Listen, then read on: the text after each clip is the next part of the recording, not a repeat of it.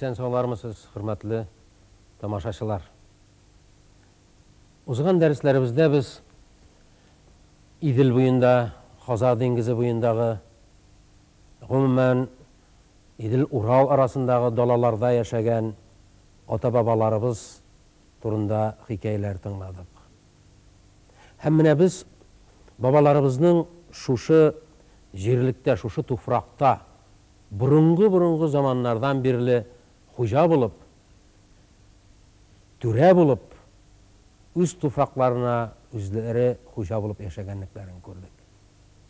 Менә Болгар ханы Алмыш ханның ислам динен кабул итү турында да белдек.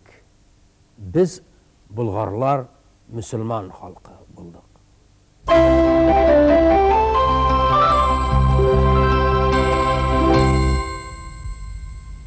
Менә шушы нуктада татар халкының, бүгенге татар халкының катлаулы бер чыры башлана тарихында. Бу татар-монгол гаскәрләренең яулары белән бәйле. Менә үзара сөйләшкән вакытларда да, башка милләт кешеләре белән бәхәсләшкәндә дә, безне бары тик монголлар гына дип атаучылар да бар. Монголлар игысы, монголлар зулымы, зулмәте дип әйтүчеләр бар. Икенче бер галим яки башка төрле бер һөнәр иясе, сез татарлар, сез иго биргән кеше, зулмәттә тоткан кеше Россияны дип әйтәләр. Берсе монгол дип, берсе татар. Өченчесе әйтә, галиме дә, гади кешесе татар-монгол зулмәте дип. Кайда соң монда дөрестлек? Татарлармы тоткан, русларны 200 жыл буена үзләренең зулымында, монголлар тотканмы? Әллә татар-монголлар тотканмы? Әйтик, Алтын Урда, бөек дәүләт, кемнеке ул? Татарларныкымы? Монголларныкымы ул? Әллә татар-монголларныкымы? Әллә бәгъзе бер башка халыкларныкымы? Менә шундый катлаулы сораулар бүгенге көнгә кадәр әле җавабын көтеп яталар. Дәреслекләрдә дә, үзара сөйләшүләрдә дә буталчыклык бара. Яки менә бүгенге үзебезнең каләмдәшләребез арасында да Чыңгыз хан безнекеме соң ул? Әллә ул монголларныкы гынамы? Безгә ни катнашы бар монголларның? Һәм Чыңгыз ханның безгә ни катнашы бар? Кайбер галимнәр дә әйтәләр, юк, без монгол түгел, безнең алар кырында да торганыбыз юк, аларның безгә якынлыклары юк диләр. Һәм Чыңгыз хан да безнең ханыбыз түгел диләр. Менә тарихи материалларны укый, сөйләшә хакыйкатькә ирешергә мөмкин. Әйтик, Тукайыбыз нишләп болай дип язды икән?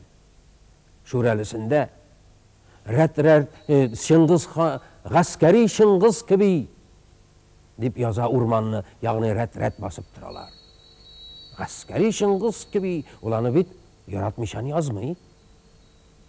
Төз матур наратларның басып торуын Чыңгыз гаскәре тезелеп торган белән чагыштыра. Яки шулык Тукайыбыз үзенең кичке азан дигәнендә ханнарга иреште хизан, җылый бирделәр җан, сөембикә дә Чыңгыз хан. Шулай дип яза бит Тукай. Чыңгыз ханны сөембикә белән рәттән куя һәм яратып яза. Сөембикә инде ул легендар яраткан безнең гүзәлебез, ханбикәбез Казанныкы. Сөембикә артыннан җылый бирделәр җан Чыңгыз хан дип кайгы кичерә Абдулла Тукай. Димәк ки, Чыңгыз ханны да бөтенләй себереп ташлап булмый. Ә баксаң, эш булай торырга мөмкин. Мәсәлән, тарихта безнең ханнарыбыз билгеле. Алтын Урда ханнары да, Казан ханлыгы да, Кырым ханлыгы да, татар ханлыклары, бу Кирмән ханлыгы, ягъни Городец ханлыгы да, Сибир ханлыгы да, барысы да татарларның дәүләтләре, Астрахан ханлыгы да. Һәм шул дәүләтләрнең ханнары Чыңгыз нәселеннән килә. Менә сиңа Чыңгыз хан безнегә катнашы юк дибез. Хәтта Үтәмеш Гәрәй дә Чыңгыз нәселеннән килә безнең соңгы ханыбыз. Ondan da soңгы ханыбыз узак кына узак тута алмады тәхетне. Ядигар хан да Шыңгыз нәселеннән килә.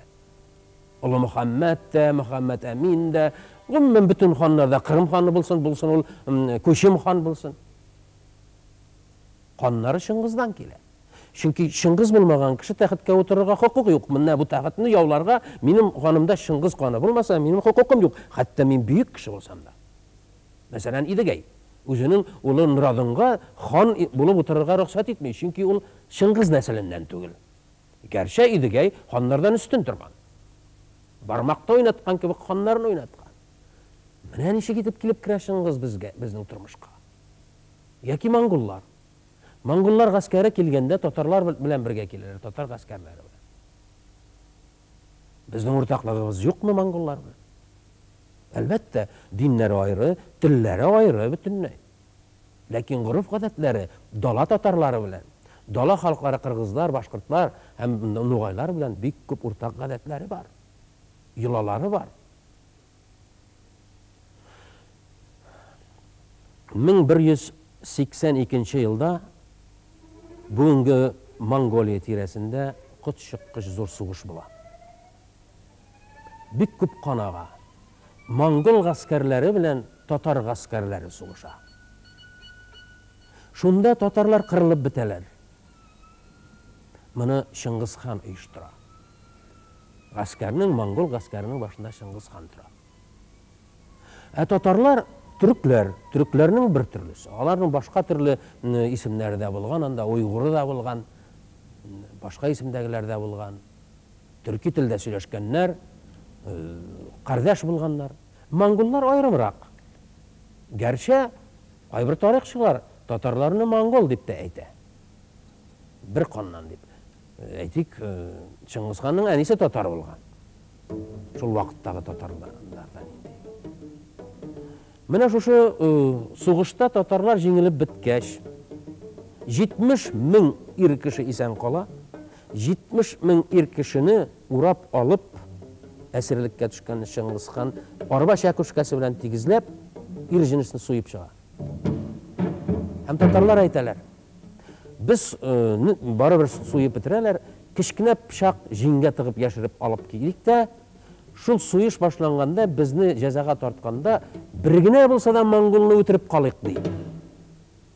Һәм шулай эшлиләр дә. Шушы татар ирләре үзләре белән алып килгән кечкенә пычак белән үзләрен үтерүче җәлләтләрне суя башлыйлар һәм бик каты үтерәләр, бик күп монголларны кыралар. Һәм соңында инде үзләрендә турап башлыйлар. Шулай итеп монголлар белән татарлар өелешеп шунда мәйет булалар.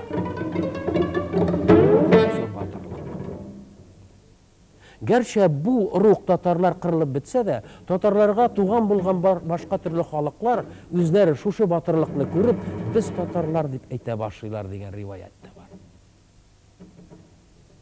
Менә шулай итеп буйсындырылганнан соң татарларны, калганнардан үрчеп киткән татарларны Шыңгыз хан инде алгы рәтләргә сугышта куя.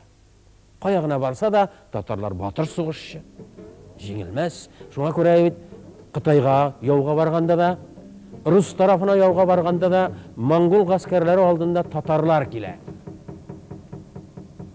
Һәм алар батыр сугышлар, иң алдан татарлар килә. Менә шулай буталчыклык килеп чыга диләр рус тарихында. Татарлар, монголлар килә, буйсынган халыкны алга куйган.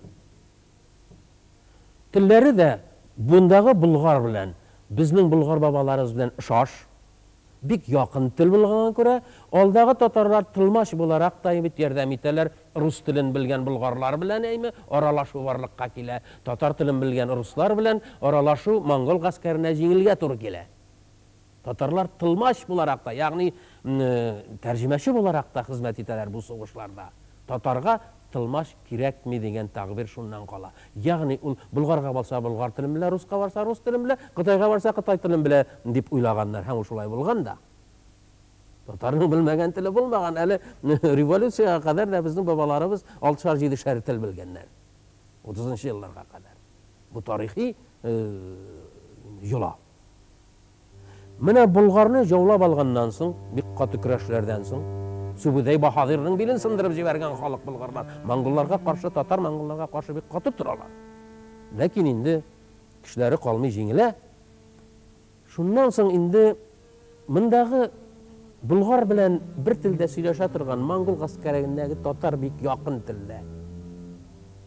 Алар шул кадәр тиз бер-берсенә якынайып китәләр. Әлбәттә, иреп юкка чыгалар болгарлар арасында. Әйтик, мин инде теге тарихчы түгел, мин тарихны популярлаштыручы, язучы. Булай дип уйларга мөмкин. Безнең анабыз булгар, атабыз татар. Ягъни тегеннән килгән татарлар мондагы булгар кызларына өйләнәләр. Ир җенесләр битендә гаскәрдә. Һәм монголлар да шулай ук. Азмы күпме килгән шул монголлар монда татарлашып бетәләр, булгарлашып бетәләр дисәк, дөресрәк булыр. Бәгъзе бирләре чигенеп кайтып китә, шуннан соң инде Алтын Урда дәүләте корыла. Алтын Урда дәүләтен Шыңгызның уллары кора. Ючи аның беренче углы, Батый аның оныгы, Алтын Урданың гөрләгән чагы Батый хан. Батый хан әле ул вакытта мөселман түгел. Шуннан соң инде монгол буларак тәхеткә утырганнар булгарлаша, исламлаша бара. Үзбәк хан инде мөселман, Шыңгызның туруны. Башка ханнар барса да инде исламны кабул итте. Һәм Үзбәк хан заманында Алтын Урдада ислам шәшәк атты.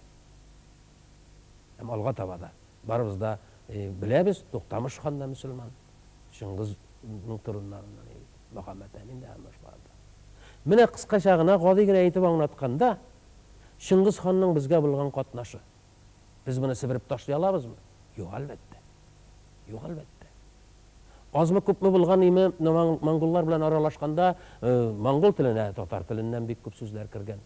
Шулай ук татар теленә дә монголдан кергән сүзләр бар. Бу аралашу. Аннан соң карагыз, Алтын Урда нинди телдә сөйләшкән, нинди телдә язган? Монгол телендәме? Юк. Монгол телендә бер генә язма да табылмаган. Бер язма бар, ансы да инде бик әһәмиятле түгел. Шулай итеп, без Алтын Урда чорына килеп җиттек. Алтын Урда ул безнең горурлыгыбыз. Һәм сәнгать ягыннан, һәм дәүләт төзеше ягыннан безгә ата-бабаларыбыз бик бай мирас калдырган. Шөкер. Урыннары җәннәттә булсын, бабаларыбыз. Гүрләре нур булсын.